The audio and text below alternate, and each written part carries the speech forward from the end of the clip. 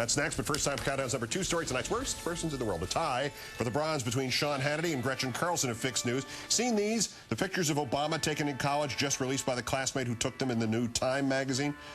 Carlson needs a vacation. She said there are some very intriguing Barack Obama photos. Look at this one. This is him smoking a cigarette, of which we had not seen. Would it have served any purpose to release these photos before the election? Hannity, meanwhile, senses a conspiracy. Where were these pictures during the campaign? Just take a look at this. Barack Obama has a hat, you know, pulling a drag on a cigarette. You think the media maybe thought, well, it might not hurt, it might not help Barack Obama? Well, of course, John McCain would have won if only America had known Barack Obama smoked cigarettes and used to own a hat. In the silver to the Florida State Department of Revenue, in September, Scott Anderson of Titusville was not charged any sales tax for a small purchase at the hardware store. He thinks that's because he works for the Federal Parks Service, and the store might have incorrectly charged his purchase to the Parks Service's tax-free account. So he calculated the tax himself, and he mailed a check along with a letter of explanation to the state of Florida. A month later, he got a letter back charging him $50 in fines because it decided he was a business which had not paid its taxes.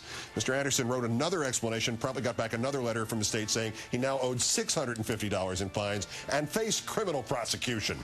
A local TV station got involved here, and a Florida tax official said the threats will stop and Anderson will not be fined either. By the way, the amount of sales tax he was not charged but paid himself, the part that set all this off, $1.50.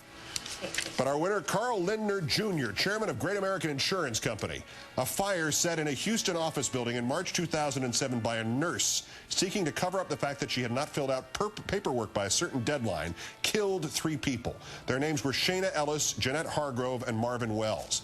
Their survivors sued, seeking a total of $25 million in damages.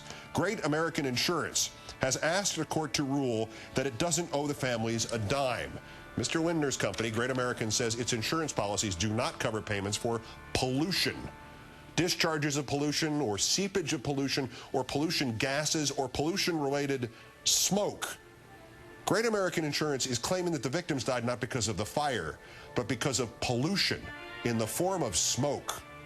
Great American is the so-called excess insurer in this macabre case. The lawyer for the primary insurer, responsible for the first $1 million, says he thinks the claim is outrageous.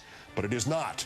To Carl Lindner, chairman of the Great American Insurance Company and today's worst person in the world.